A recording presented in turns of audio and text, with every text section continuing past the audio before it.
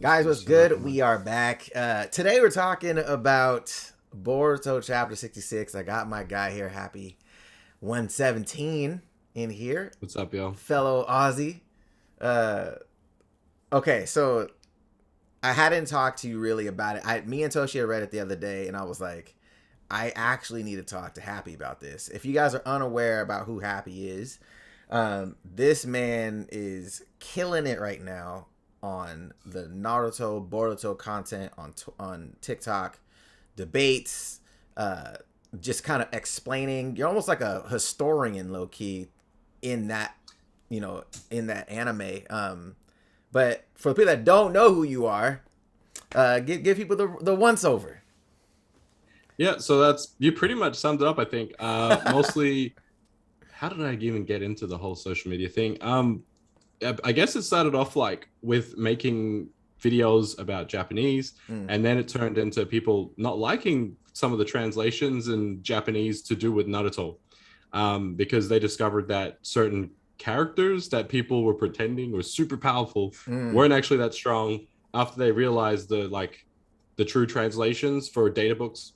Because we know that a lot of the Naruto content that's released has not been officially translated by Viz or any of those bigger companies. So most of those data books and novels, they're all fan translations.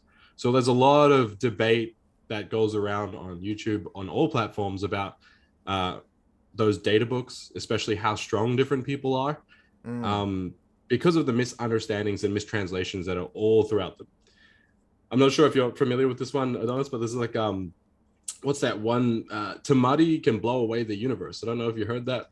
No. But that's an actual that sounds kind of wild based on the scaling we saw. but it's crazy because it's an actual true translation. Like it was actually written in there in the data books, but there's a lot of them like that. Kurama can turn the world to ash. Kinshiki can split planets. So yeah, a lot of that kind of stuff is how I got into the whole everything, and then people just had a lot of questions about Naruto and went from there. And then it kind of blew up. So yeah, in a big way on TikTok. Yeah, so awesome, man. So all right, I need to get your thoughts on it before we actually get into like theories and all that stuff. Yep. How did you feel Chapter 66 Boruto? What was going through your head? Honestly, when it came out, I literally tested positive. And so I was like super sick. And I was like, yeah, not keen to read right now. But then, what do you call it? It was actually one of the best chapters I've read so far, at least in Boruto. So yeah, like I was actually not expecting that. I was expecting it to be like another story with a little bit of information going about like each of the characters. But there was a lot of fighting. There was a lot of revealing of new powers and abilities. So yeah, there was a lot of hints, a lot of big spoilers, so to speak, for what's going to happen in the future too. So it was awesome. Yeah, I mean, we read it live on Twitch, and nice. We were just like, "Yo, this is crazy!" Like, it was one of those things that I just wasn't.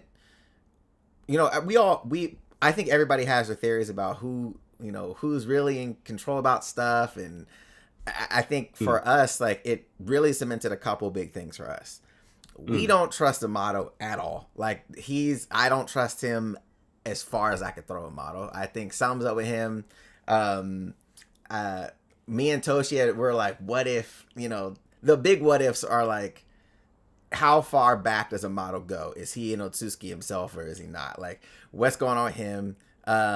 He just knows too much, and he's so far advanced from any other science on the planet where it's like, how are you so much further down the line than everybody else when it comes to like the ninja tools and cloning? And I remember there was something along the lines that I could be forgetting the actual how the story was, but I can remember something about the whole Jiraiya thing, about them saying that they couldn't even get his body because of where it was, but he somehow got it. Like, there's managed to get it right. There's just too many. I'm like, yo, there's something up with this guy.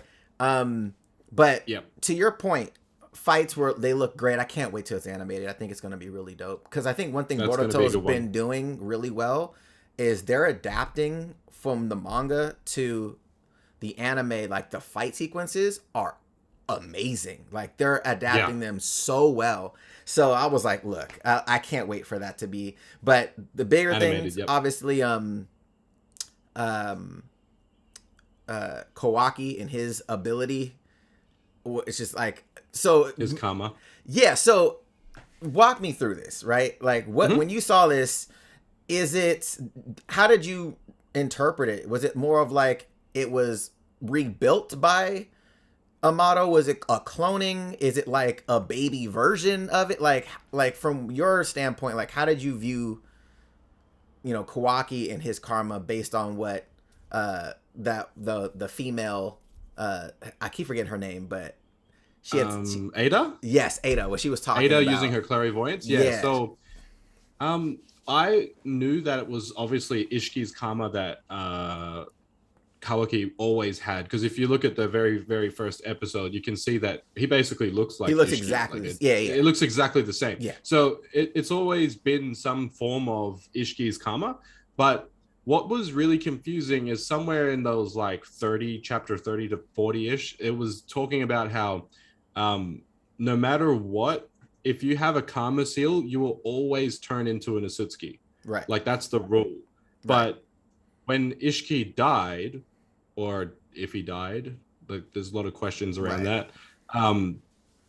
Technically, there was multiple times it was stated that all of Ishiki's karma seals would have been erased, because when he was fully resurrected, then they all get erased, and so that means Kawaki shouldn't have a karma seal right now, but he does for some reason. So but the thing is the source of information that's been telling us all these stories has all been from Amado. Right. So the only information that we understand about these karma seals comes from Amado. So one source. He probably lied. Like he probably said that all of them get erased, but obviously it didn't, because somehow Kawaki still has his. So obviously, like you said, there's actually a lot of theories out there that Amado is the main bad guy. He's like the main villain in the entire thing, and he's just been orchestrating. Like look how casually he is. And I don't know if you've seen it in the beginning of chapter 66, and even at the end of many chapters, he's just like casually smirking, and he's just like, no worries. Like, what? Naruto's gonna die? All good. What? Like Sasuke is fighting? Yeah, this is just another day. Oh, what's that? Kashin Koji didn't do so well. Just another day. Right. Like he full planned Kashin Koji to destroy Jigen, and then he wasn't even phased that, that Kashin Koji wasn't so successful, and then Ishiki was like fully came back. Like he was just like, yeah, whatever, let's go on to plan B now. Right. And yeah, like there's just so many things about him that is really dodgy, especially when you talk about the backstory of Kawaki and Code, of how they initially got their karma, and then it didn't quite work out. Right. The only person who was eyewitness to what happened there, like all the kids that were dying, and the only two that survived was Code and Kawaki, was Amado again. Right. So like you said, the one source, like all this information about karma and Otsutsuki is all from Amado, but how do we know he's not capping? Like, how do we know he's not lying? Like everything that's possibly been told to us in Boruto could be a lie, in other words. So yeah, that's what I'm finding the most entertaining, is you can literally think of so many different theories. Like if they're able to find Jiraiya when Kabuto was not able to, right? What about Shisui? What about some of the other characters that they couldn't find and they didn't resurrect? Like there was somebody big that died in the war arc but never came back. I forgot who it was. It was Jiraiya.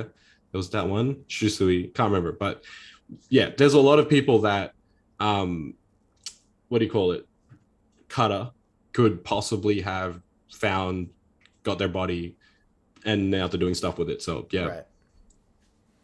Yeah, I mean, I think that so some of the things, I mean, I gained more respect for Boruto in this chapter, I think, than the entirety of the manga, because I think in the anime, the one arc that really isn't manga canon, we'll say manga canon, is that time travel arc. Time travel. Yeah, yep. Where he goes Urashiki, back. Yeah. The filler arc is what people call it. And I loved that arc because it gave him perspective that he just would never understand. If somebody told him a story, he's like, dang, my dad was really living like that. So I loved that. But which would be really dope if you could actually go back and see how your parents came up. It just gives you different perspective on things, I think. But this was just awesome of him just coming to terms of like, look, I talked to Sasuke before. He basically told me, look, you got to be ready to die for this. If you're not, then what are you really doing here? And for him to accept that fate as a shinobi of the leaf, to say, you know what, like there's going to be a point at which I'm going to have to put down my life for this. I'm ready to do it. I was like, yo. And like he comes to, realize that, okay, Momoshiki took on my body again. And he's looking at Kawaki like, look, man, I think it's time. I was just like, yo. And like the whole point, like, and I think that moment to me was so powerful for Boruto because I was like, this is the first time you've actually made a real adult decision as a kid. Like it's kind of wild. It's pretty crazy, especially when you compare Boruto to Naruto, like at the same time period. Like Boruto is like extremely mature compared to like Naruto as a kid was like having diarrhea like in the first couple of episodes and stuff, whereas like Boruto is like picking between like, should I be taken over by Otsutsuki or not? Like it's completely different level of maturity, especially the amount of jutsu, the amount of stuff that he's learned. Boruto is like almost a polar opposite in terms of like intelligence to Naruto. He reminds me of like if Naruto was Sasuke. Like if he had Sasuke's skill set, it would be Boruto. But that's why people also think that makes him the bad guy, like Sasuke. That makes Boruto the bad guy. Yes. Interesting. I haven't heard that before. Well, like, there's people that argue that Kawaki's a bad guy, but there's also people that argue that Boruto is a bad guy. It goes both ways, because eventually, like, maybe the entire series is based on Boruto's unhealthy relationship with Momoshiki coming in and taking over his life. So he's constantly trying to deal with it. And then one way, like we just seen in this chapter, is he basically tells Kawaki to kill him and run him right through. But we know that it doesn't end there, because of what happens in the first episode. So, look, there's still up for a lot of interpretation as to who actually is the bad guy. Because right now, at least in the manga, it seems like they're trying to make it look like Kawaki will do anything to protect Lord Seventh, and that he's the one trying to protect everyone and just trying to make sure everything goes smoothly. And I think that's probably where a lot of us, when we watch or when we read, especially, is wherever we are in the manga, how do we get to the first episode? Like I think that's how everybody is formulating their theories. Like, how do we get to that? Because this right now, exactly. And I think this episode, this chapter, for me, revealed a lot about Kawaki, of his, to your point, this idea of, I will do anything, no matter the cost, to make sure that this person that took me in, that treated me like a son, when I had no father, that sold me off to another guy that wanted to take over my body. Like, he wants to protect Naruto no matter what. And I think what he said to him was like, dude, like, you won't do what's necessary. Right? But he's not even looking at it from the perspective of, I don't think he's really looking at the overall perspective of the village. I think he's looking at it from the perspective of just Naruto. Like, you won't do what's necessary to keep your ass safe. So I think now that we know that it seems he has the same dojutsu powers that Ishiki had, or at least some form of it. My thing is, like, I think he puts Naruto in his pocket dimension, because he says at the very beginning, I'm going to put you where I put Lord Seventh. And I'm like, exactly. He didn't say he killed him. He just said, I put you somewhere. The only problem with that theory, though, is as many have pointed out to myself, is that Ishiki could only use it on inanimate objects, so he couldn't use it on people. But we don't know the extent of Kawaki's anything. Like again, our one source is Amado. We don't know if that's the case. Like, I mean, he could potentially develop it more to include people. 100%. So here's my thing: would you be able to put him in something and then put that in your, like, you know how they had him, he was trapped in that that dimensional rice cup or whatever he was in, when he had Oh yeah, yeah, yeah. That's what you're saying. could he then shrink that and put it in his pocket dimension? Right. Well, like Because that was kind there of like a was mini that. dimension I remember itself. there was a chapter with Ishiki that he brought, was it Kashin Koji, to a place where time had stopped or slowed. I think it was Right. Kashin Koji. But I do know that even with like the Rinnegan alone, people are able to take like what do you call it, dimensional travel. Like we've seen Boruto make those portals, we've seen Sasuke do the same thing, or Right. any Otsutsuki seem to be able to do it. So even if it wasn't using Daikokuten, which is the one where he can shrink like the dice or whatever, um even without that ability, we can still assume that Kawaki has the capacity to teleport people far away. Right. Kind of like the other Otsutsuki, Right. how they've been doing it so far. Whereas Naruto wouldn't be able to get back necessarily. Like the only way he could get back is if someone made a portal and he went through. Right. So So even if you took him to like I that little space where the ten tails is or something like that, he wouldn't be able to get out of that space. he wouldn't be able to get back. Right. When Naruto and Sasuke were fighting Kaguya, Naruto had to just wait for like Right. He had a to wait portal. till Sasuke. Yeah, yeah. So like he was just like waiting at different parts. So I'd imagine, yeah, even if he just used one of those regular like Amino, whatever you call them, portals, then they would be able to put Naruto or whoever that he wants to like try keep out of it while he goes and deals with other threats. Because the other part to the whole story is like there's possibly like a bigger threat that Kawaki is worried about. That's why he put them like Naruto away, and then he also wants to send Boruto away. Right. From this even bigger threat. So it's not actually Boruto versus Kawaki the main problem. There's obviously some other thing going on, and that's why Konoha is destroyed. And Kawaki thinks the best option is to put Boruto and Naruto away. So you could argue that, yeah, that makes him the good guy, but then you've also got Boruto, who doesn't want to be put away and just wants everyone back for some reason and maybe fight together. So to deal with this bigger threat. So the question is like, is that the Otsutsuki God, or like who's the bigger threat is probably what I'm a little bit more interested in, as opposed to who's the bad guy between Boruto and Kawaki. Right, because I definitely think that there's a third party here that we haven't either it's Amado and we don't really know what his main things are, or there's somebody that hasn't been revealed yet. But I agree with you, and I think one of those things too, and I want to get your theories on this as well, is where the ten tails are. There's 3 pillars that have symbols on them, and those symbols are the Otsutsuki pairs. Oh yeah. There's one pillar where both pairs, both of the symbols are destroyed, but we don't know who they are. So so in my head, I'm like, who are they? Because they haven't been revealed, talked about. Yeah. So I don't know. What are your thoughts on that? I haven't really looked into that very much. I'm pretty interested. I want to see those pictures or the panels from the Ten Tails pillars. I didn't actually pay attention much to that at all. Yeah, but I definitely think that there's other people. Like there's definitely more villains or bad guys that are probably going to be revealed. Because I don't think it extends to just Momoshiki or even Ishiki. Yeah, possibly coming back, like in the form of Kawaki, that is. But I kind of doubt that. I think they're done with Ishiki. But yeah, I don't really know where they're going with the whole Otsutsuki God thing that they mentioned, or who's going to become that. But we already know that we have like Ada, Daemon, and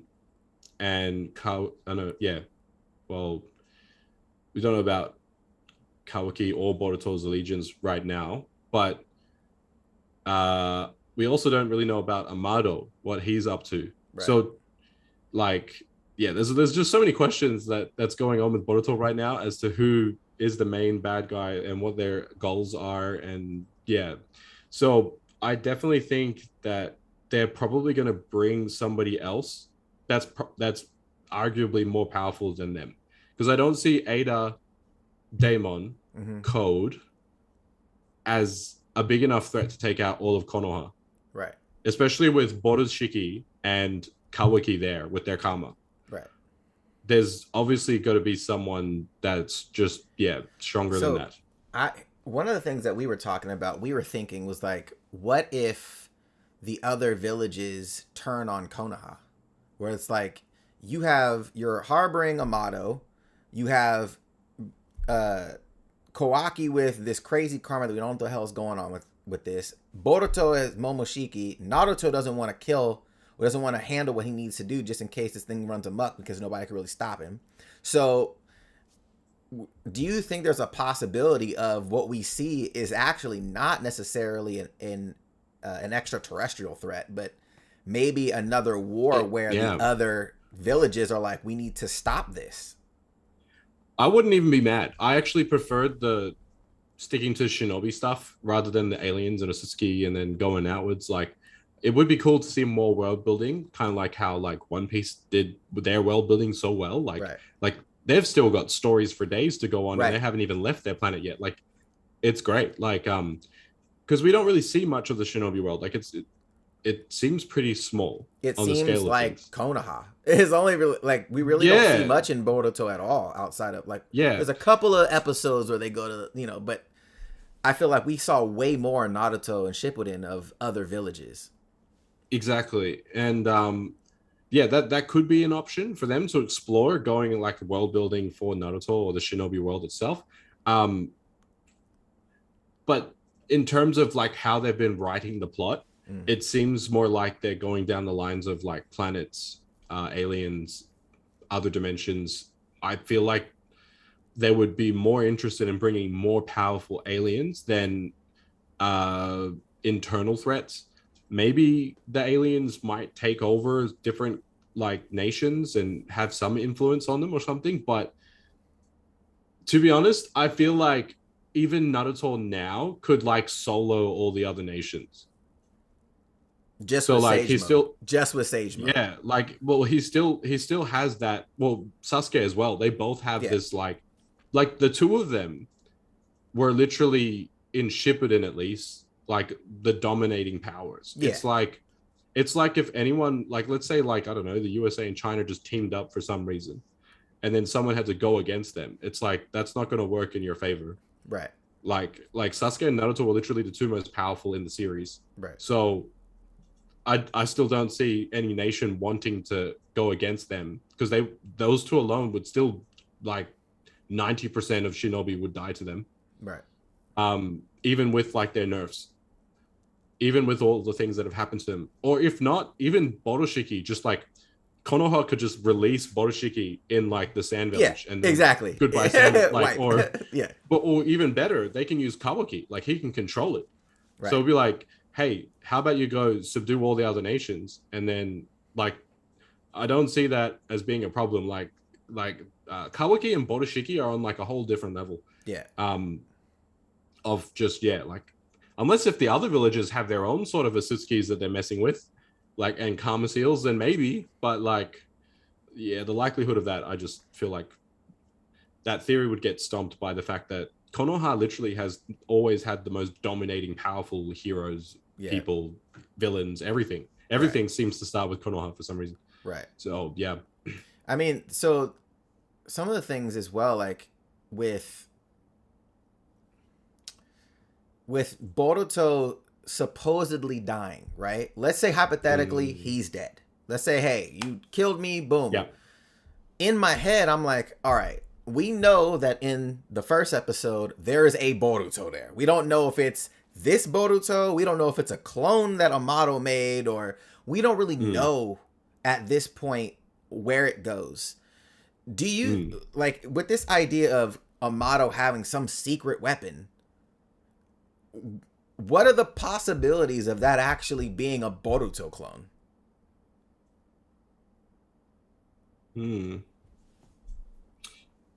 I don't think Amado has the capacity to replicate Otsutsuki. Like, I imagine he would have attempted that already.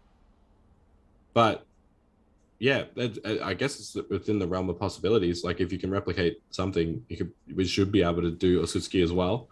Um, it could be all part of his plan. Ishiki dying and so forth could be a way for him to gain further power. Mm. Like he could have orchestrated this whole thing. So that's possible. That could be a secret weapon as well.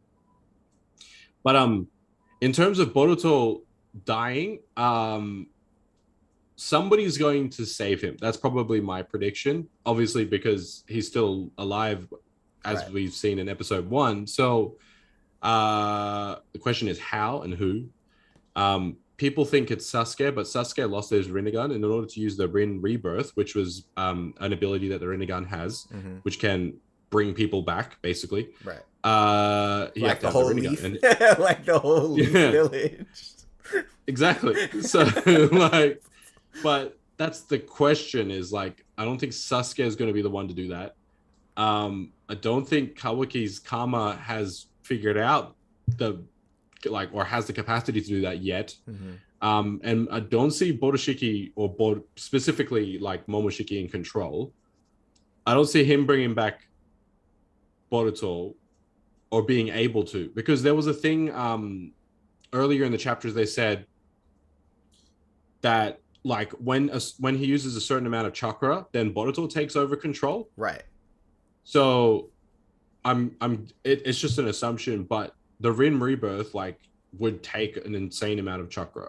Right. And if that cap is hit, then Boruto would be back in control. And I don't think he necessarily inherently knows how to control all of his Rinnegan abilities or his Jogan abilities. So here's a question, because you brought up something that kind of just sparked my mind really quick. Yeah. Momo had the Rinnegan, correct? Yeah.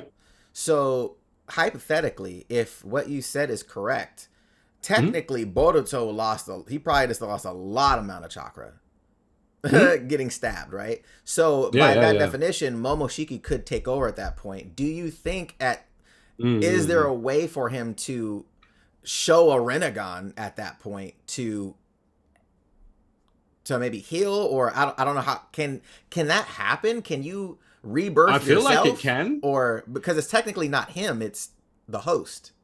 There was somebody who did that. I'm trying to remember in Shippuden, like somebody used like Rin Rebirth on Obito. Obito went to use Rin Rebirth, and then instead of it like healing him or something, Zetsu took over, and then Madara ended up getting the Rin Rebirth. So Madara came back to life. Run that by me one more time. So Obito attempted to use Rin Rebirth. I forgot on who. He was using it on someone. I don't remember if it was himself or someone else.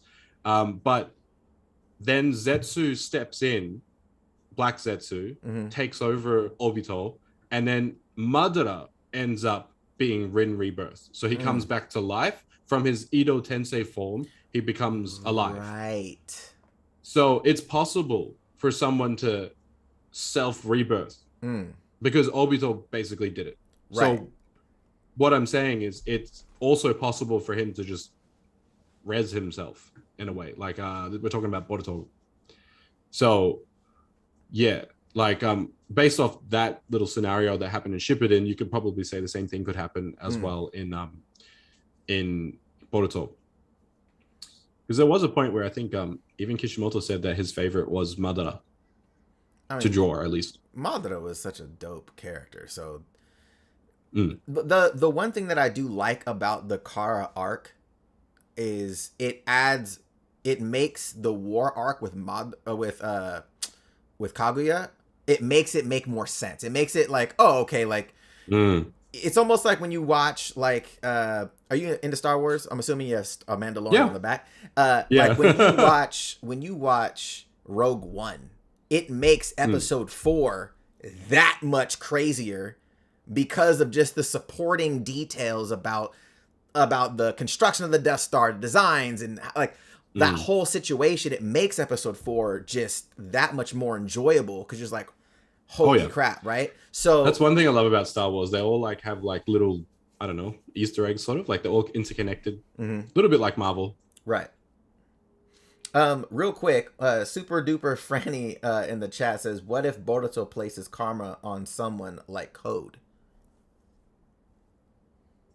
So again, this is based off information that Amado said, which Mm-hmm. is annoying because we don't know if he's telling the truth or not. Right. But Amado basically said you can't have more than one karma, right? Like on a person. So if Boruto was to place his karma onto Kawaki, Kawaki already has a karma seal. Right. So his body's already like Otsutsuki-fied is the word that they use. But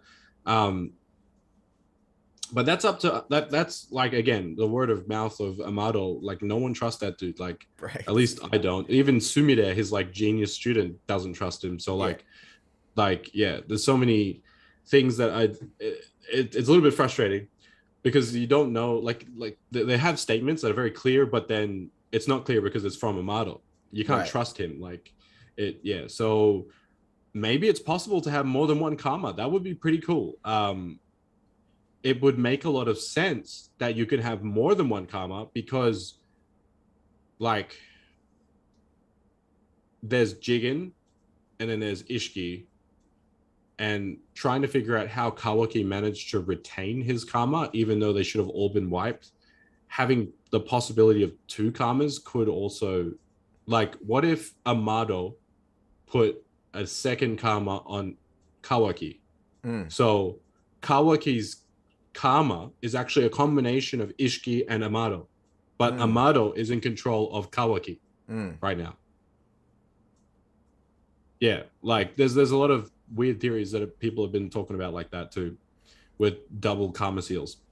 Yeah, I mean that's the biggest okie doke to me right now is Amado. Like it's because there's nothing has been, everybody that's really known Amado, we don't really know much about, or they're dead, right? So we're like, okay, like Ishiki had the most, I guess, seat time with him that we are aware of main characters, but he's dead. Cash and Koji, you could tell, like he was like, oh yeah, he knows the mission that he's on. It's like, he looked kind of surprised. Like Koji, he did. Koji Especially didn't when really. He was like, I thought I was gonna take him out. I guess not. Like, so he didn't seem like they were on the same page with that either. So no, I'm like, all right, well, what? And what makes it freakier is Amado. Like, he was just so casual about it. About like, the whole he didn't thing. care that it went like south, right? And like he was catching, like panicking, fighting for his life, and then Amado's like went to plan. Right. Well, I think that's the thing though, where the other side of it is he never told Naruto who Koji was. So in my head, I'm like, oh, he never was like, oh yeah, by the way, that's Jiraiya, and we did X. Like there was none of that. He just kept calling him Koji. So to Naruto's knowledge right now, that's just Koji. Right? So it's one of those things where in my head I'm like you're leaving a lot of information out. And then when Ada was talking about what Amado had, kind of did, or I think that's something that I'm still trying to wrap my head around as far as explaining the whole continuation of the karma. But it was something that Amado supposedly did though to Kawaki to allow him to tap into the karma. Oh yeah, so are you talking about the chapter, like right at the beginning of the chapter, how they explained how Kawaki's karma was like at 80%. Right. It hadn't completely developed. I think the statement was 80% maybe a couple chapters ago. Right. But in this chapter, they explain that at some point somewhere, somebody, or Ada, she says, that Amado must have finished reconstructing the rest of the Otsutsukification process. Right. So, in other words, completed Kawaki's karma. The only thing that was left to do was to have that push. Right. Someone needed to basically encourage Kawaki to activate his karma. So, yeah, basically, and then she hypothesizes that it was when he fixed his arm. Amado fixed his arm. That's most likely, like, he was already 100% done then. So all the way back when he had his arm fixed, Kawaki actually had a full karma. It just had to be awakened by like combat, basically. Right. So, yeah, in other words, he's had Amado's karma since his arm was repaired. Because if all karma seals are supposed to be destroyed after the Otsutsuki revives, then why wasn't Kawaki's karma destroyed? So it's leading to Amado must be the one who had placed the karma, and it's possibly his own karma, or it's an Otsutsuki that we do not know yet, that Amado has like somehow got the seal onto Kawaki. So it could be like this mysterious Otsutsuki that Amado serves. Yeah, I mean, that's, the thing that's interesting though is, would he, if that was the case, would he still look like Ishiki though? Because like that's the only other thing. So in my head, that's when I saw that, I was like, because me and Toshi were like, okay, well, if Amado did that, then does that mean that Amado has some way of cloning Otsutsuki DNA, or pushing or doing something of growth to that DNA for it to just say, okay, we're 100% now? Like, because if they had 80% Ishiki, that would explain that. So the question is, what else did Amado fill Kawaki with, and whose seal is that? Right, would be my question. So is it like Kawaki's own seal? He sealed himself, or like there's a lot of questions. So because we know that maybe I think it was like chapter 30, they talk about how the Otsutsuki go from planet to planet, devouring the DNA of that planet via the chakra fruits.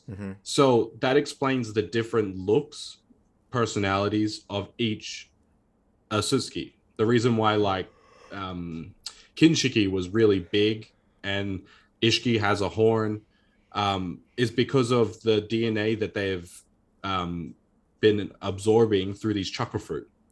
So they all look different and have different abilities. Right. So based off what Kawaki's been fed with, he's basically got some of Ishiki, but then what else does he have? Because this would also affect what abilities he has and what he can do and what he can use, and the limits that he has on his abilities as well. Right. Because Ishiki had the limitation of not being able to send people or shrink them and put them into his little dimension using Daikokuten. But with whatever he's been given now, it's obviously possible that he could do something different with his abilities. Right. So, but all these different little hints and things within the plot definitely leads to, I think there's going to be an additional Otsutsuki or a bad guy or a villain. That's like the overall problem. Right. And Boruto and Kawaki are going to have a disagreement on how to deal with that problem. So that's why they have that clash in episode 1. There's obviously some threat, and they're both right, but they have different ways of achieving the same goal. And that's why they clash. So, yeah. Yeah, I mean, I think, so one of the other big questions, at least I think for us, has been, you have a character in Konoha right now that has astounding potential in Sarada. Like, crazy potential. And we were like, okay, is this one of those moments that could lead her to, unlocking, a Mangekyo or something like that? Yeah. Of her popping up at the last minute and seeing Kawaki standing over Boruto, and like freaking out, or... Well, there's actually a massive arc. I've seen theory on Instagram where basically Sasuke has been training Sarada to kill Boruto. And she says, and at the end of the day, Sasuke's kind of been training her in regards to the Mangekyo Sharingan, explaining how you get it and all that. and then you have to have a traumatic experience. And then he asked the question, like, could you do it? Like, if you had to, could you kill Boruto? And basically she says yes. So if with that story in mind, that she's got the resolve to kill Boruto if anything was to go south, it leads me to think that the event that would make her unlock her Mangekyo Sharingan is the loss of her father Sasuke. So maybe Sasuke will try to intervene between Kawaki right now, destroying Boruto, and something could possibly happen there, like Momoshiki may kill Sasuke. And because we know it's not Naruto, because Naruto's been sent away by Kawaki. Right. So the only other possible person besides Shikamaru, which I don't think Sarada would actually care enough, because it has to be the love of your life type, like best friend, the person who means most to you type thing, right? For Sarada, that's Sasuke. So if we're going to talk about how she would unlock a Mangekyo, it would have to be Sasuke dying. Or like something severely like traumatic, like the loss of and she does have the resolve to kill Boruto, as I mentioned, but I don't know. I don't feel like she's going to be able to beat Boruto, especially with his karma, with the Jogan, with Momoshiki. Yeah. I feel like that's just going to go south. But yeah, I think that's the other thing too, where I think you make a great point, because if we look at it from a Naruto perspective, it was one of those things of Naruto was really trying, like, I don't want to say he wasn't trying, but Sasuke was acting as if Naruto wasn't really important to him, right? That was always kind of like his personality, like, yeah, whatever. He was just always kind of like nonchalant about Naruto, whatever. But come to find out, he thought of him as a brother, obviously, right? But then when you look at it from Sarada's point of view with her dad, she's always been trying to get his attention, right? Always. So that does make a lot more sense, I think, because Naruto, if she's already acknowledged that she'd be able to do it, then like it would be like, okay, well that seems like an easier task. And I don't know if this like it doesn't. It sort of matters, but it sort of doesn't. But the data books were often released prior to the episodes that happened, so they would release information such as stats about characters and certain events and abilities. But then the episodes came out that they were relevant for. Right. So they, in a way, those data books were like prophecy. They prophesied, or they're like a precursor. They kind of gave you a massive hint of what would happen, and it never really made sense until well into the series that are like, oh, so this is why Jedi and Itachi were number one in this particular time period. They were given the most powerful stats, because there was a lot of stats that made no sense, like certain characters were a lot weaker than others, and until the show had revealed itself further. And in Boruto, they have what you call these like Boruto data cards, and on them they actually say that Sarada has like more physical strength than even Naruto and like a bunch of other characters. Well, so in my head I was like, look, you have the daughter of Sakura and so she should, and Sasuke, like she should be ridiculously strong already, but then you magnify that or multiply that by your Tomo and a Mangekyo if that ever comes along. Like, does that amplify your physical ability if she's already a beast already? Yeah, and so like if those cards are true, then Sarada should be really strong. Yeah, but I don't necessarily rule them out, but I don't consider them like, what do you call it? Like God, because things can be changed by the author. Right. But yeah, they have some really weird predictions in there. Those data cards, if you look at like who's going to be more powerful than even Naruto and Sasuke, it's kind of interesting seeing like where everyone ends up at least for the Boruto data cards. But in terms of Sarada, at least like in how she awakens the Mangekyo Sharingan, the most credible theory I think was something to do with Sasuke dying. would probably be the thing that would awaken it. I don't think Sakura is going to die. I don't think that would, I don't think she's gonna die either. and I don't think that's going to be something that would motivate Sarada enough. Yeah. I mean, she's Yeah. not. She hasn't really been super imperative to the story so far. So it's like Yeah. it's one of those things where Yeah. it's like having her not there even more wouldn't be like a drastic punch. So, but I think Sasuke, because people are like, oh, do you think they're gonna kill off Naruto? I was like, I don't think they're killing off the namesake of the brand. I was like, but Yeah. but Sasuke's death would be one. I think would be super brave of them to do, but I think would actually do the series better if they killed Sasuke. Yeah. Yeah. What Sure. what that's like killing Vegeta in Dragon Ball. Like, Well, that's exactly what he's based off. Vegeta and Goku's Naruto.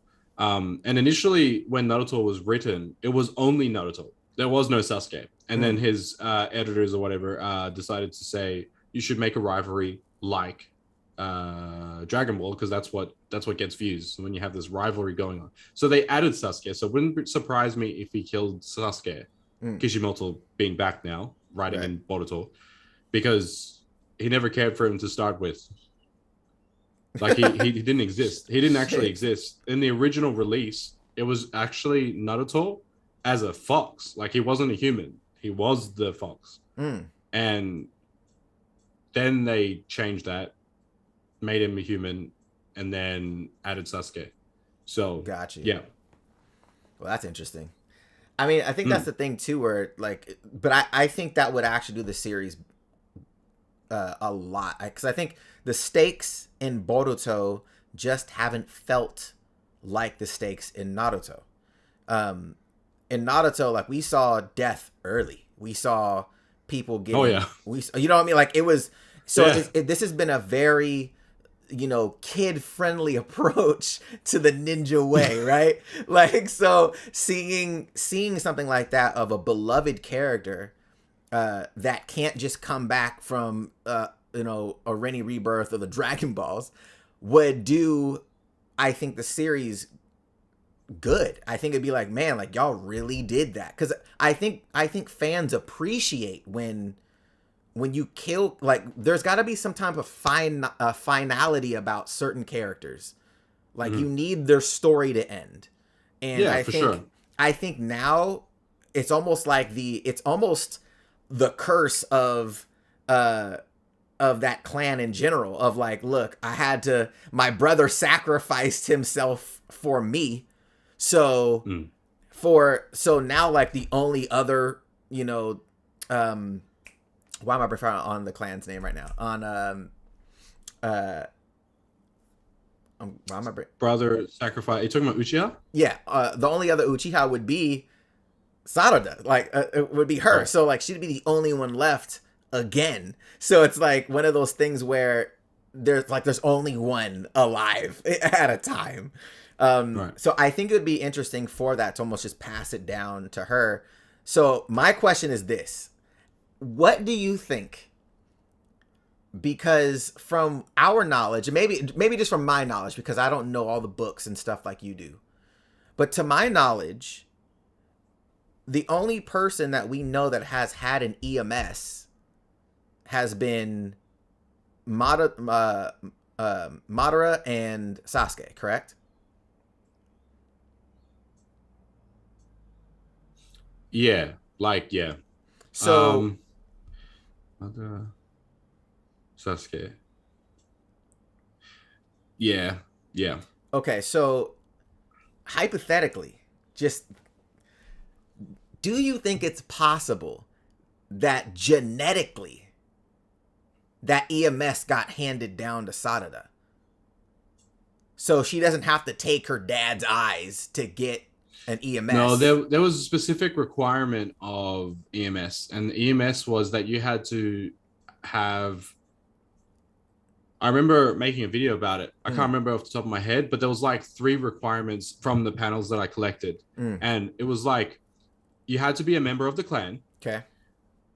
You had to have the eyes of an Uchiha, and it couldn't be yours. It had to be someone else's Mangekyo Sharingan. So it had to be specifically like your best friends or something. So in the case of it like for to awaken the Mangekyo Sharingan, Itachi took no, he had his own eyes, but then he awakened it seeing Shisui's death. Right. But when Sasuke took Itachi's eyes, the difference there was that that was the panel that I was trying to remember off the top of my head, because Sasuke had like achieved his Mangekyo Sharingan in that way. That's why he had Eternal.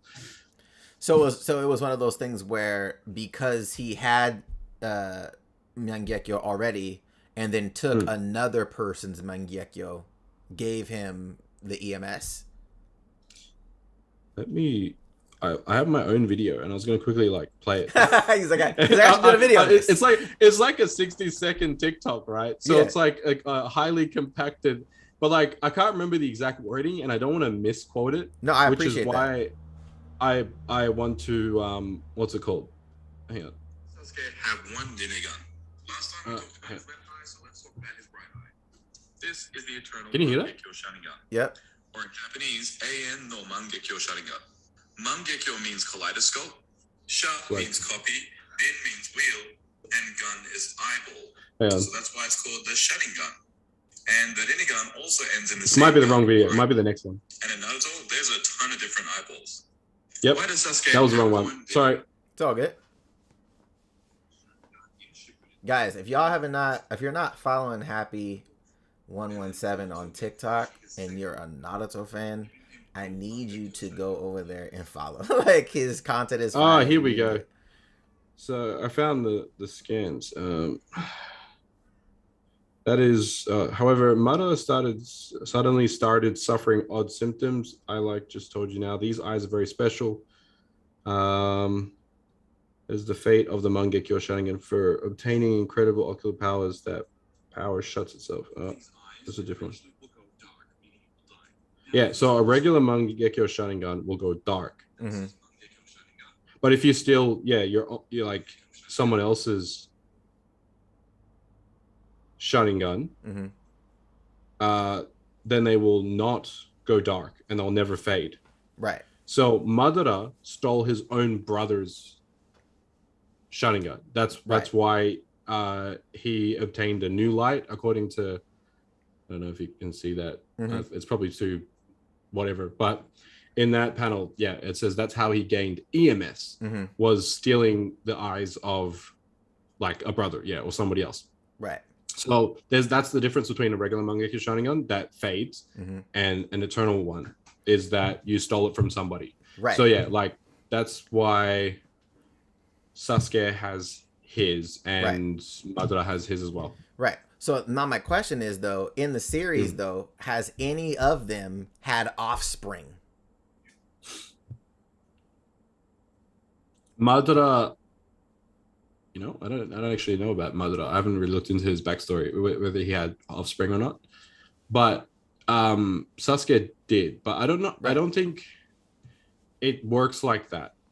Like, you'd still have to obtain the Mangekyo and then steal someone else's eyes, because it's explained in the story that the way that you get more powers using Sharingan is from the trauma or emotional experiences that you have, and depending on the type of trauma that you have, like traumatic experience, like emotional damage, will also change. I was just thinking of that meme. It would change the abilities that you're given. Right. So that's why certain people, although they had the dual Mangekyo Sharingan, were able to use, for example, Amaterasu. Itachi could use that, but other people could not.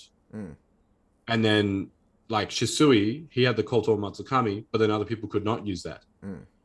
Like, not everybody gets the same Mangekyo Sharingan abilities. Right. It's dependent on the trauma and the method that you obtain those eyes as well. Right. So whether you stole it from somebody, that will make it eternal. If you're a member, you have to be a clan member as well. Right. Because Kakashi, for example, technically he should have had eternal Mangekyo because he stole it from somebody else. Right. But he didn't fulfill the first condition, which is that he had to be a member of the clan. Right. So that's why his eyes were not eternal. And at one point he had just regular eyes. Right. When he lost them to Madara. Right. TX and Z said, bro, the EMS is merging of two Mangekos. That's simple. I understand. I'm fully aware of how it works. The issue is not how it works. Is right now in the story, we've never seen somebody with an EMS have offspring. It's like saying like, oh, I get what you're saying now. So yeah, if, like EMS. Yeah, right. So if that person has EMS, has a baby, does that EMS go into the DNA of the child? So when that person awakens their Mangekyo, is it EMS by default, or does that person automatically have to go through a traumatic experience? What I'm saying is the writer has not gotten that far. That, you know what I'm saying? Like, so that's all I'm saying. Like, we haven't seen it yet. So I'm like, I wonder, could that actually be the case, or would she actually take her father's eyes, which could be pretty cool. That's what I was actually leading to think. Sasuke may die, and his dying like thing would be to give his eyes to Sarada. Don't see why that would help Sarada very much, or anyone, because I don't see Sarada being like the main carry here. It's probably going to be either Boruto or Kawaki, but they did have a little bit of an arc of Sasuke teaching Sarada about the Mangekyo Sharingan though. So I feel like they wouldn't have just done that for nothing. Right. It seems inevitable for sure. And then they've also got Rock Lee teaching the gates. So like you could see some people use 8 gates. Or maybe they'll have like a different version of that. We've already seen like an army of 8 gate users in the last film as well. So that could be cool as well. If we see more of that. But yeah, don't know, never seen what would happen if you had children that have the eternal manga, or if one of the parents was an eternal Mangekyo Sharingan user. That's definitely something that they could write into the plot and make happen for Sarada. Like she just wakes up and randomly awakens it, perhaps. Yeah, maybe she just needs trauma to like push her, just like Kawaki just needed trauma to be pushed. Dog says Sasuke only has one eye though. Was the Rinne gone? But the like it's gone. Yeah, but yeah, he has one Sharingan eye, and even just one is enough for her to be able to turn that into EMS. For both eyes or just the one? He can just give the one eye. And then because she has somebody else's eye, it didn't say eye or eyes, it just said like as long as you had stolen someone else's Sharingan, got it, then you would also be able to use Eternal Mangekyo Sharingan. Bit confusing there because Danzo isn't an Uchiha. I think that's why it didn't work out for him, because he stole like heaps of he had all types, but he never had an eternal one. They all faded. Yeah. So I think it's because he didn't fulfill that first condition. Yeah.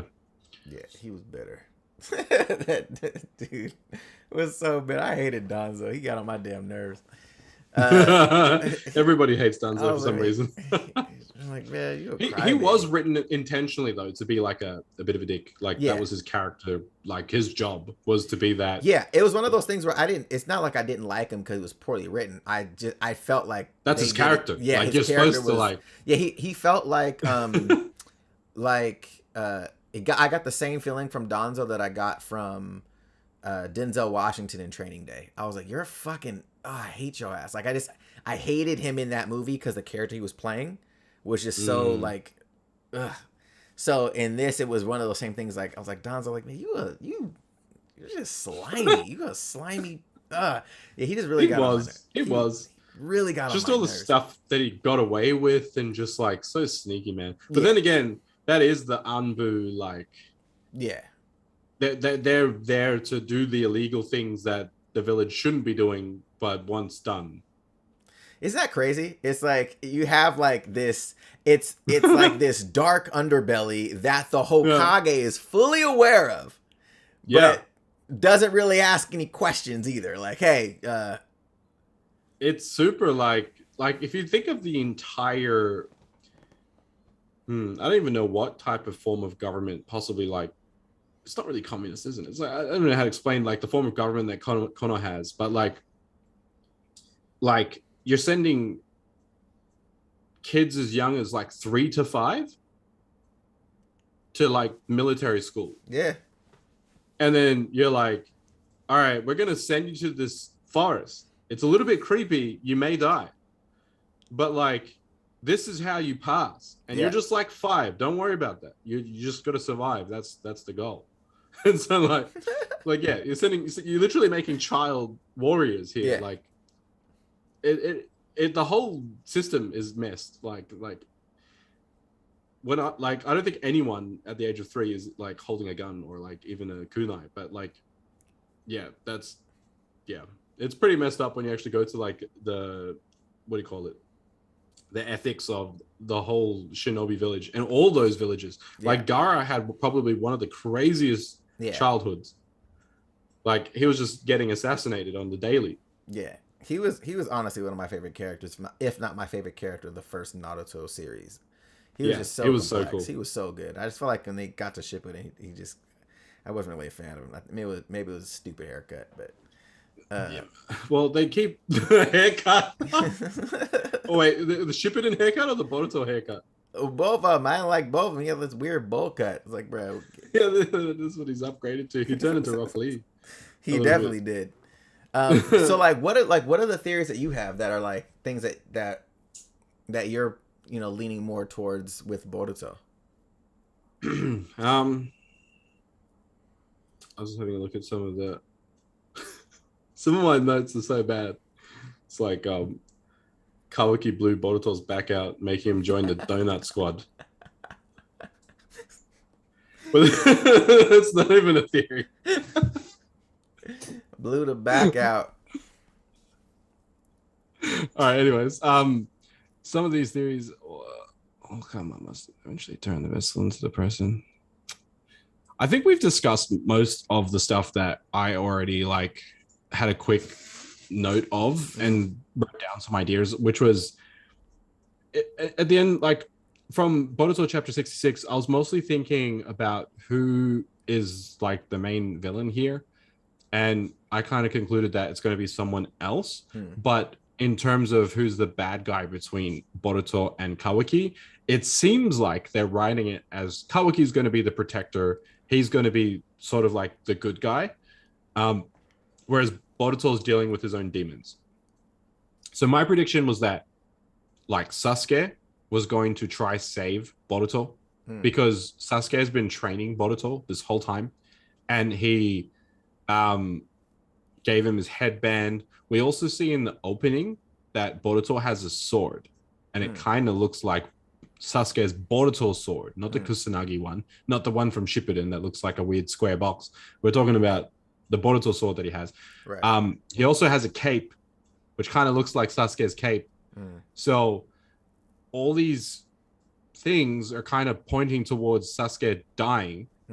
And then the whole backstory for Sarada also getting her Mangekyo Sharingan, taking down Boruto if she had to, and having the resolve to do that makes me think that Sasuke may try to take down Boruto also, or may even try to like intervene somehow here with Kawaki, and it may get him killed, and consequently Sarada finding out that news, she may not be there necessarily, but the news itself may be sufficient for her, like trauma-wise, to awaken her Mangekyo Sharingan.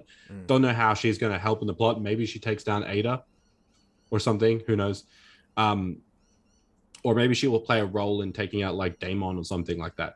But yeah, like I feel like it's still leading up to that original theories that a lot of people are coming up with, that Sasuke may die, and it's kind of reaffirming that Naruto won't, that he's just going to be sent away, especially with the revealing of Kawaki's current powers to be very similar to Ishiki. Right. It's not out of the realm of possibilities for him to be able to just save Naruto and send Boruto away as well.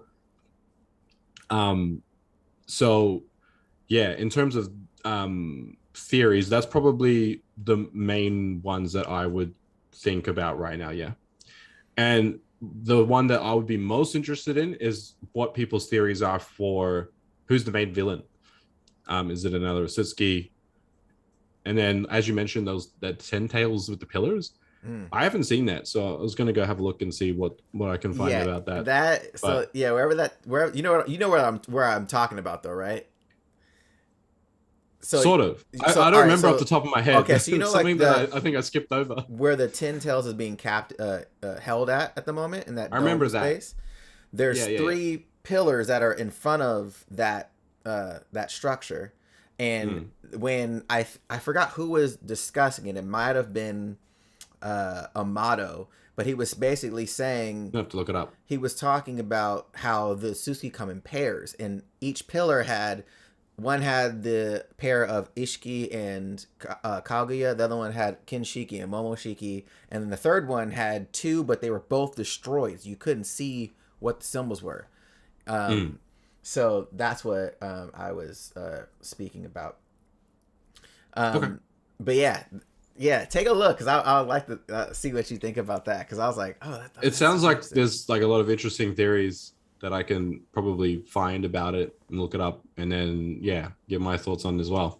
So I want to look into that one.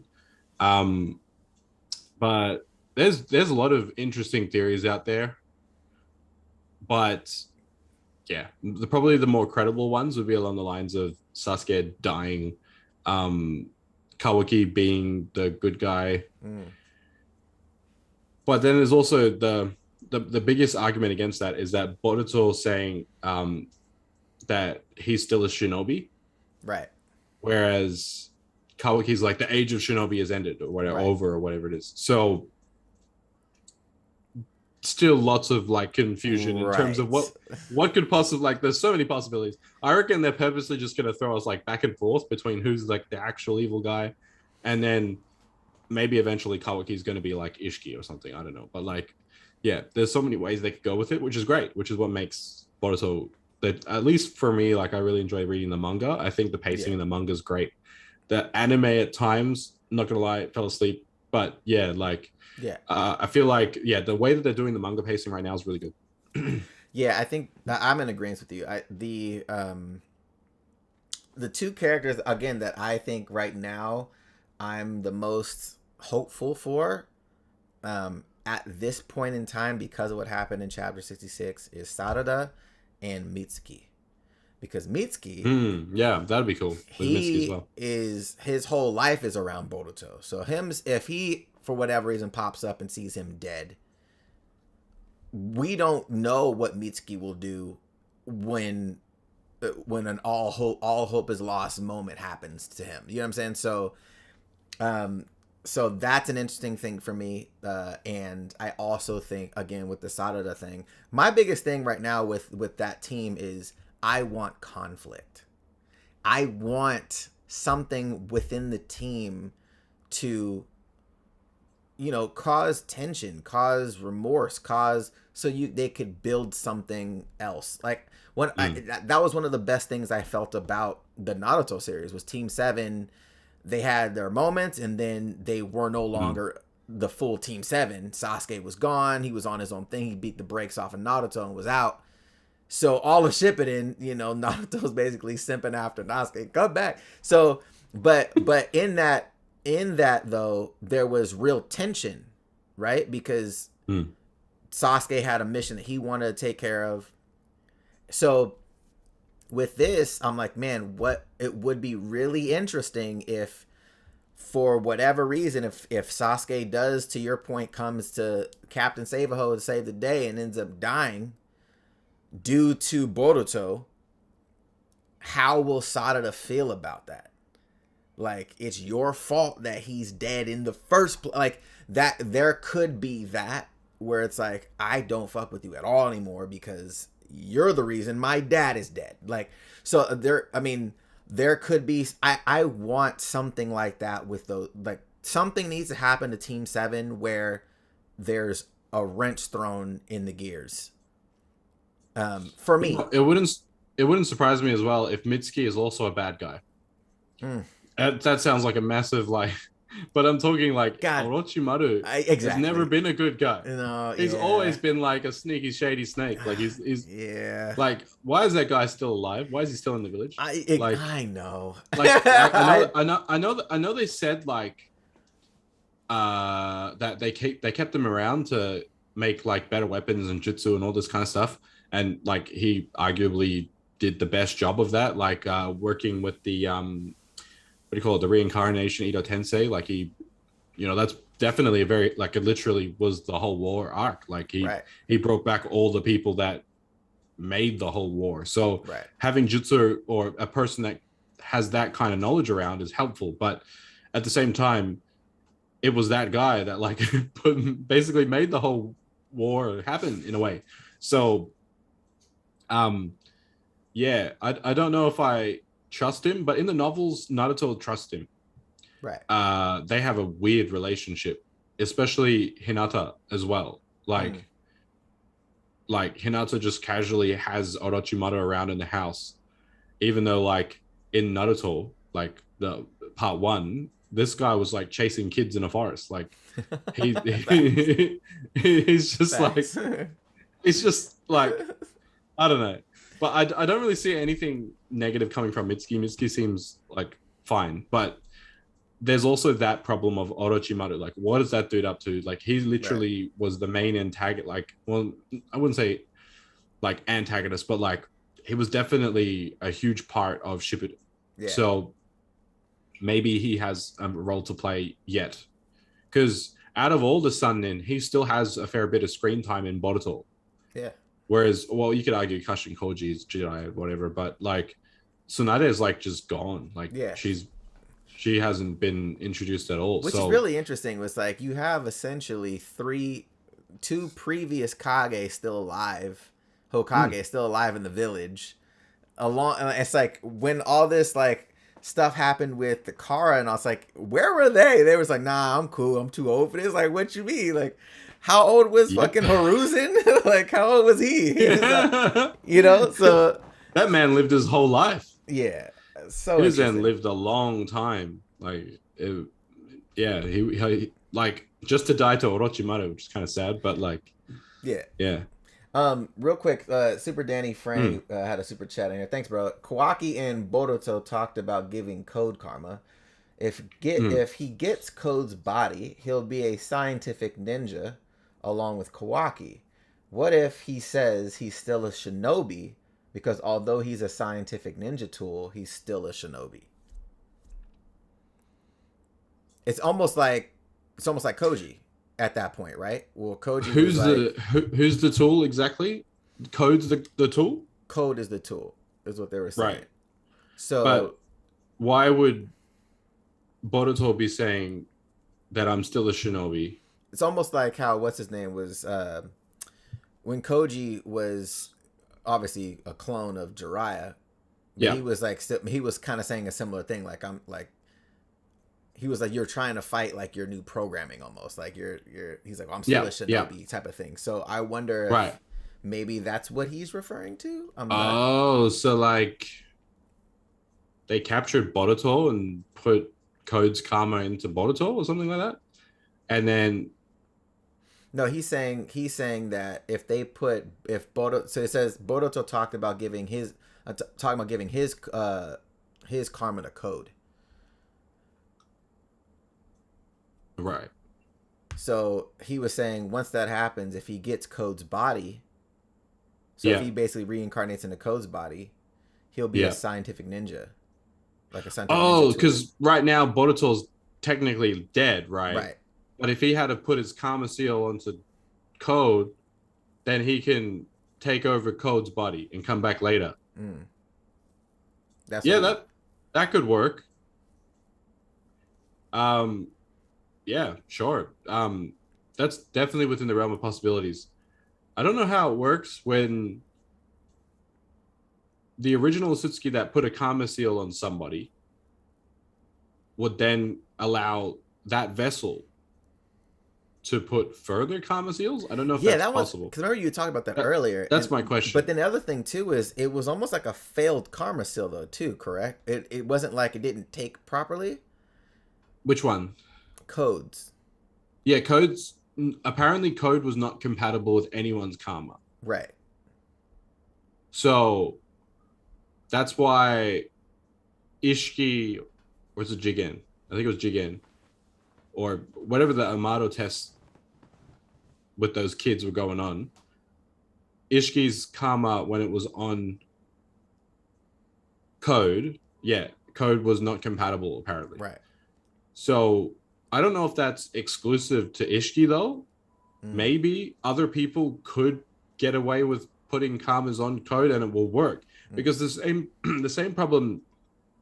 Well, it didn't happen with Kawaki. Kawaki technically was successful, so that's why they were grooming him to be the next vessel of Ishiki. But it's also possible, that if a different karma seal like was to be placed on code, it might work. Right. It might just be Ishiki's that didn't work. So it maybe Boruto could take over Code's body, and that's why it has a little bit of resistance. And that's why he's like, I'm still a shinobi, kind of like Jiraiya or Kashin Koji said that. I mean, the other side of it too right now is technically Boruto and Kawaki aren't really human anymore. Like if we're going off of, they're technically Otsutsuki. So that's the other side of it too. Is like, okay, what happens with like, because we haven't even seen Boruto use his how you say it? Is it Jogan? Yep. Jogan. We haven't seen him use that at all since early days in the manga. Yeah, he doesn't really use it, and he hasn't revealed anything about it. Right. But then we already know that he doesn't know how to use it. Right. Code's been trying to train him to help him figure out. Like, he only just recently discovered that he can tap into Momoshiki's history and use like his fighting and everything. He only just figured that out, but then it had like a huge what's the word? Punishing effect on Boruto. Like, he basically like passed out, like was clenching his chest as a consequence of trying to access Momoshiki's fighting and stuff or knowledge. So he obviously hasn't figured out how to use his Jogan, and if he doesn't know what the abilities are, then he's not going to show them either. Whereas Kawaki seems to already have a good idea of how it all works. So yeah, that one's definitely an interesting thing. I think that ability, I hope, starts to reveal itself more before whatever time skip happens, because it seems as if, correct me if I'm wrong, that the very beginning, that first episode, he had it in that first episode, correct? Yeah. Which one? Both Kawaki or Boruto? Boruto, they both did. with his Jogan. Yeah. So in the anime, it showed that he had a white eye. But in the manga, it looked like a Byakugan.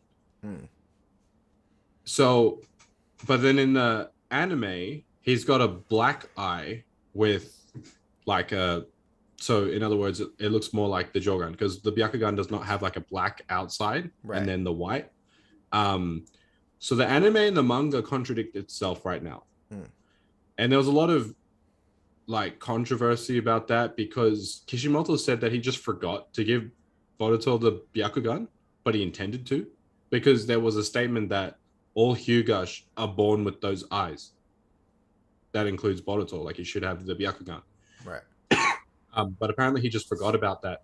So in the manga, it looks like he has the Byakugan because it doesn't have the black like outline. Whereas in the anime, yeah. So people have been saying like, is the Jogan even real? Because in the manga, it's never mentioned once. There's no statement of, or like, there's no words saying like Jogan like at least once in the manga anywhere. It's only ever mentioned by Toneri,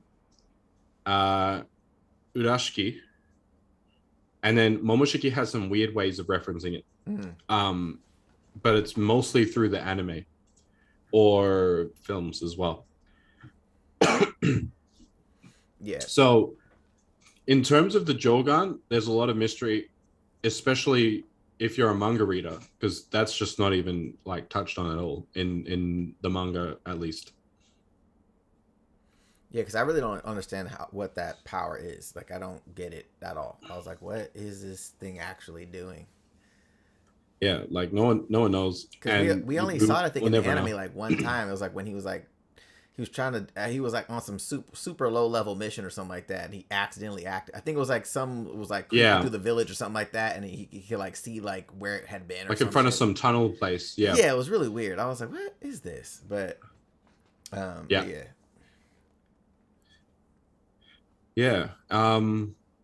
But that being said, both Boruto and Kawaki being like the Otsutsuki, now that they are like officially Otsutsuki, that means that they should have all like the same abilities, capacity as Otsutsuki. Right. In other words, being able to place their own karma seals.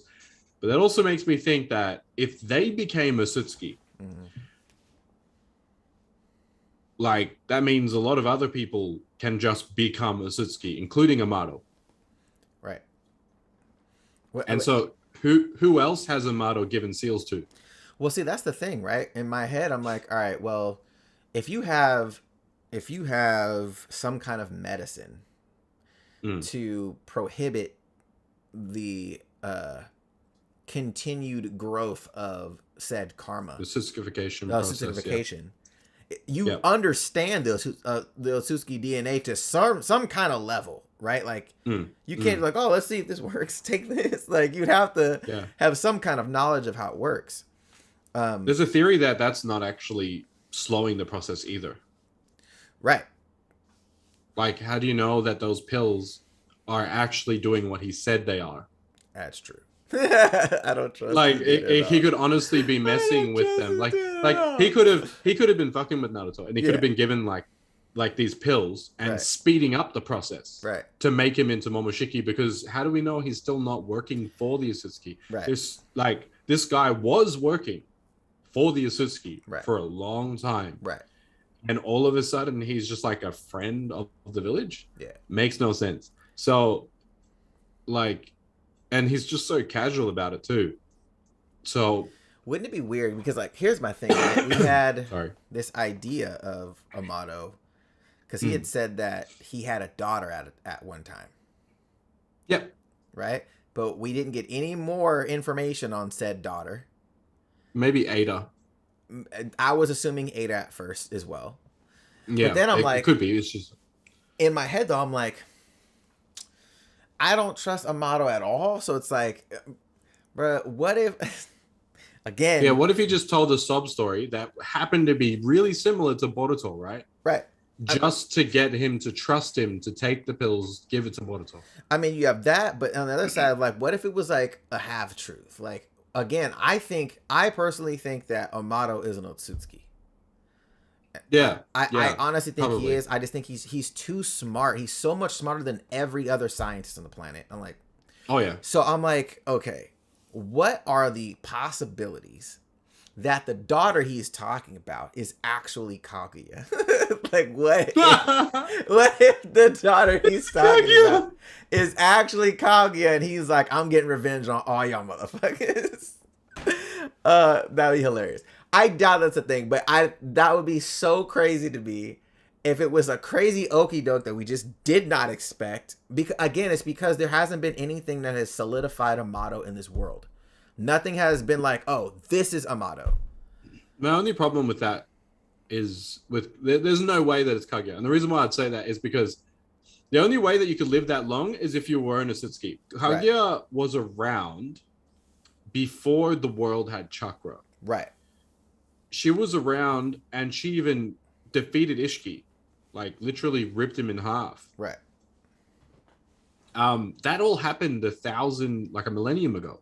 Right. So for that that means basically what I'm saying is Amado would have to be her mother. That many years. Yeah. if he was an Otsutsuki, that could work. But then why does he look human? And True. I guess he could use ninjutsu to like look human, like a transformation jutsu or something. Yeah, transformation jutsu. But he would be maintaining that for a long time. Like Granny Tsunade, she's actually like super old or something. Right. But yeah, maybe he's doing something like that, because they definitely didn't have Amado tech back then, like 1,000 something years ago. So it wouldn't have been like robotics or anything that sustained him that entire time. It would have to be he's an Otsutsuki using like a jutsu or yeah. But even then, I feel like it's a bit of a stretch. I think he was just like a regular human. He only lived within the last like 100 years or so, and but he's just been working for the Otsutsuki, and he's trying to figure out how he can come out on top of everyone here. Right. And I feel like he's, as a mad scientist would, he's testing his products on Kawaki and Boruto. And he's just testing it. And he's like, yeah, that's actually funny. Let's see if this process works. Experiment number 1, we're going to pump up Boruto with these drugs, see what happens. Experiment number 2, we're going to give Kawaki Ishiki's karma and see what happens. Right. And if it works out all right, then I'm going to give me karma. Then I'm going to take it. These guys I think literally test subjects. I would like look at the way that he planned the whole Kashin Koji thing. Yeah. Like it seemed like it was like a scientist, like, you know, like his little formula. Very calculated. All right, today we got on the camera. Toadman is going up against Jigen. Let's see how this turns out. It didn't turn out well. Well, let's go to plan B. Right. Like, very scientific in his, like, literally. Yeah, he's like, not if this emotional doesn't work, at all. He's very extremely logical. No. This is what. All right.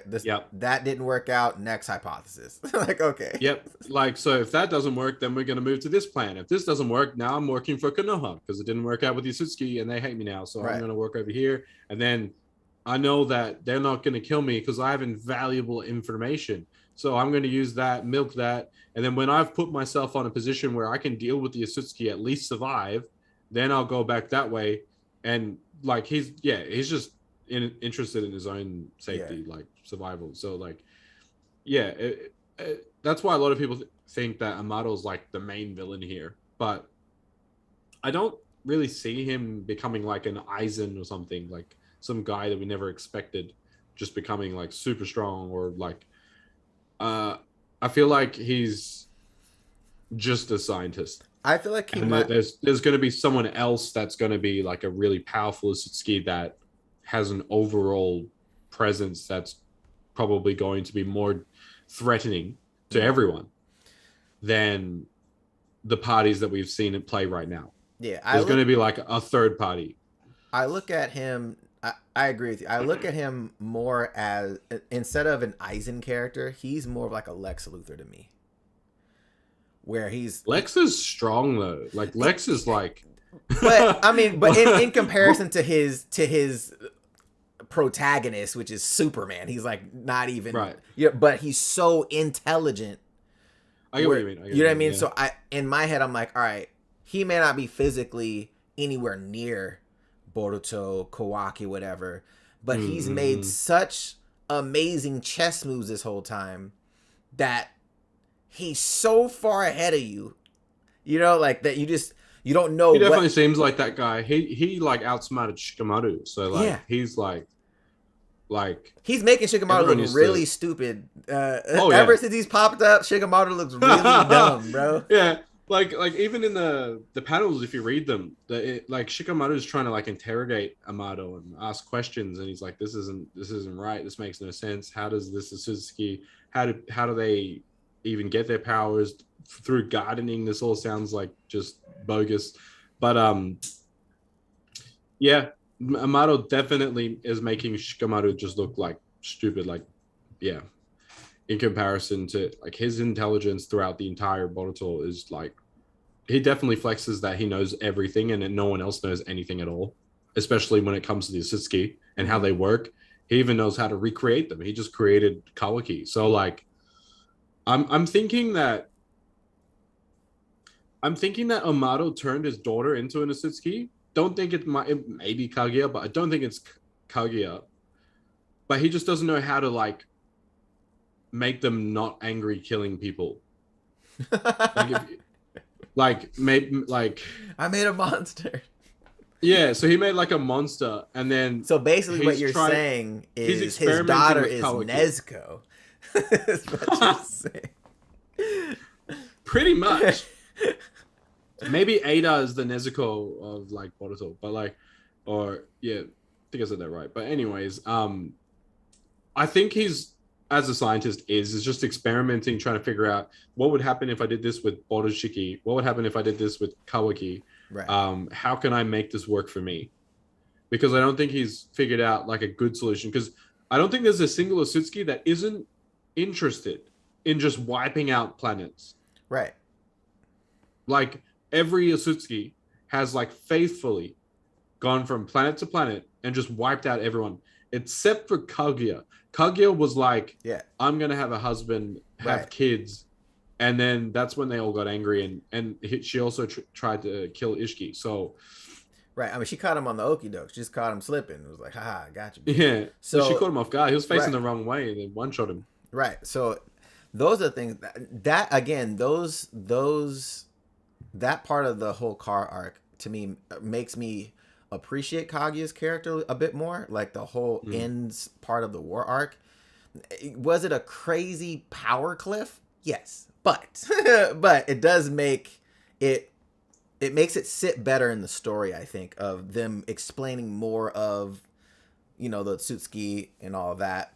But yeah, I mean, and I do feel that like Kishimoto's original intention was to make it a shonen, so in other words, a fighting anime with lots of cool fight scenes, and it was inspired by Dragon Ball. So I think that's why there was the jump to like interplanetary stuff, because a lot of those fights with Dragon Ball are just them people going at it, blowing up universes and stuff. It's spectacle. It's like, oh shit, how fucking crazy can we get? Yeah, it's like so crazy, and like fights just get way more exciting when they blew up like half the galaxy from one punch. Right. Like that just sounds like so cool, right? Yeah, it sounds ridiculous. So I feel like Kishimoto was trying to push Boruto or the end of Shippuden with the aliens and all that direction. Like that's why the whole we're gonna save the world with like Kakashi, when the truth orb was, or the expansive truth seeking orb was being expanded by Kaguya.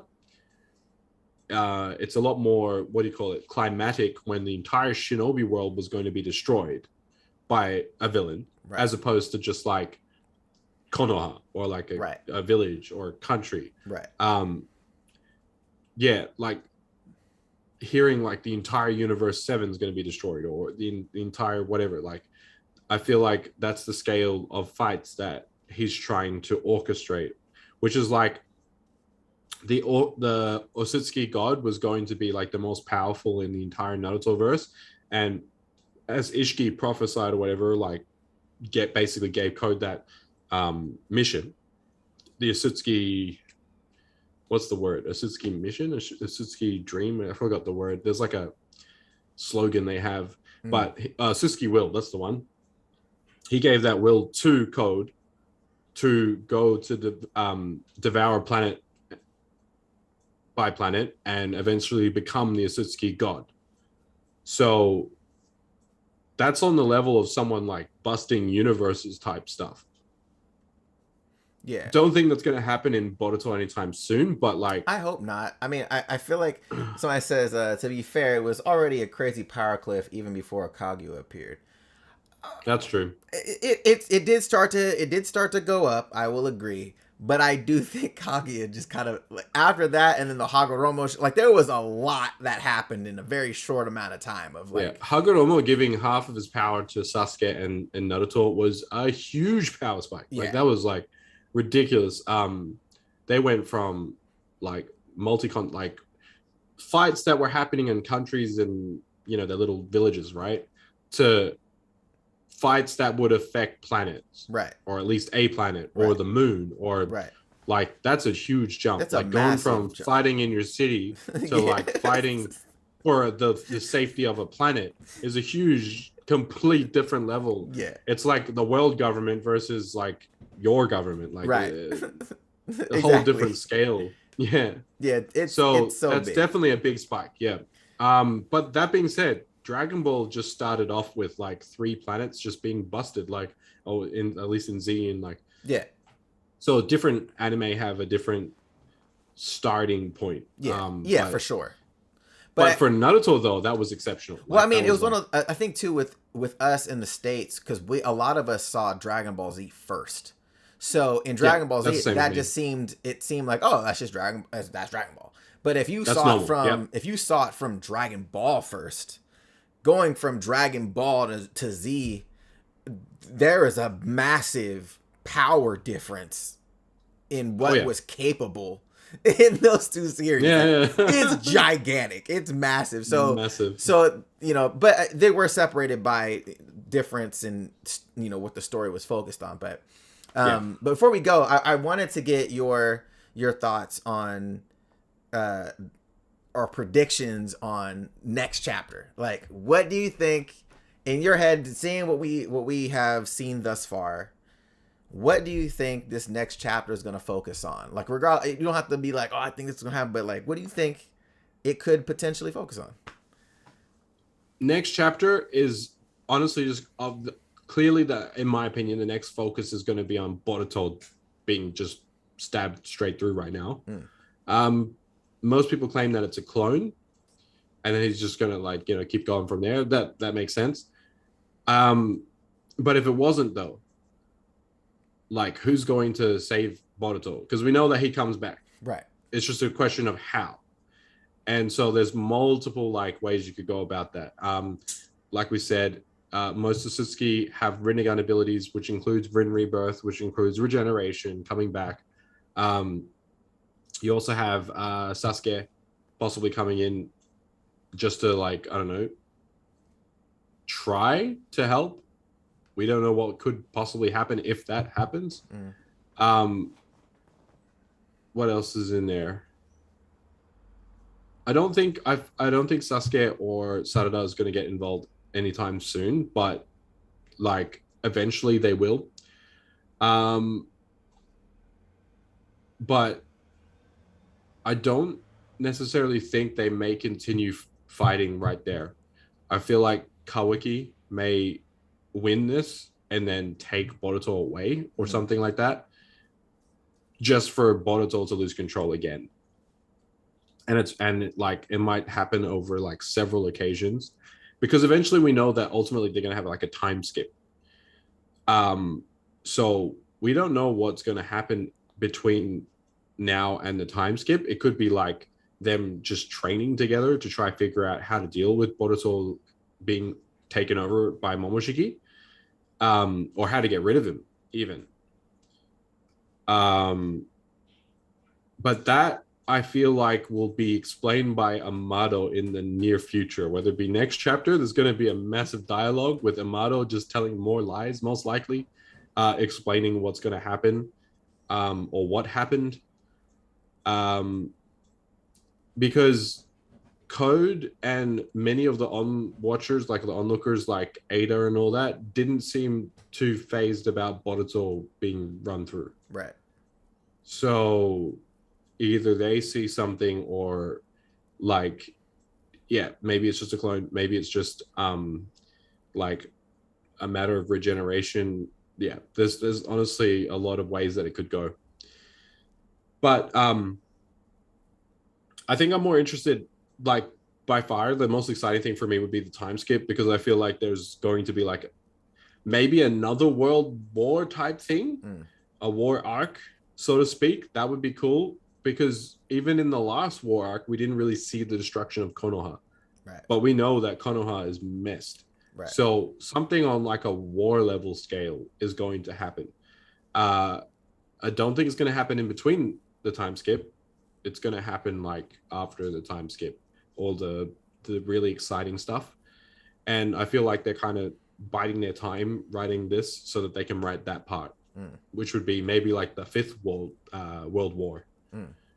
So yeah, and this would probably be between Otsutsuki and the Shinobi Alliance. But yeah, I don't really see who's going to be the main pieces yet, besides the main bad guys we've been familiarized with, which is like Ada, Daemon, and you could say Amado and Code, I guess. But yeah, other than that, like, we honestly don't really know that much. Again, like, going back to Amado, you can't trust like 90% of what he says, but that's literally 90% of what we know about Otsutsuki. Right. So yeah, that's the whole mystery about Boruto. That's what makes it enjoyable, at least for me. I think is like all the possibilities of what could happen, who could die, who could possibly get a power buff. Almost anyone could at this point. There's a lot of people that could be evil that are not evil currently, but will be. Right. So like we mentioned Orochimaru, like we mentioned Amado. Yeah, there's a lot of things that could happen in Boruto. Maybe the interpretation of Kawaki sending Naruto away was actually killing him. Like that's also another, like, yeah, maybe he could die, but I doubt it. But there's so many different interpretations of the events that have happened or will happen. So yeah. Well, there you go. Guys, we appreciate you guys just tuning in with us, man. I honestly, as soon as we got done reading this chapter, I was like, I gotta talk to Happy about this, because I was like, this is your bag, so I was like, I just want to see like where your head is at with the series. So I appreciate you taking the time, man. Even with the COVID, he in here, so yeah. No, I was way excited to like talk about that chapter because it was such a good chapter. That was probably one of my favorite so far. So appreciate you, man. But guys, if you guys want us to talk about more stuff, let us know. Leave a comment. And yeah, other than that, I guess we'll catch you guys on the next one, man. Appreciate you guys, and we out. See you later, guys.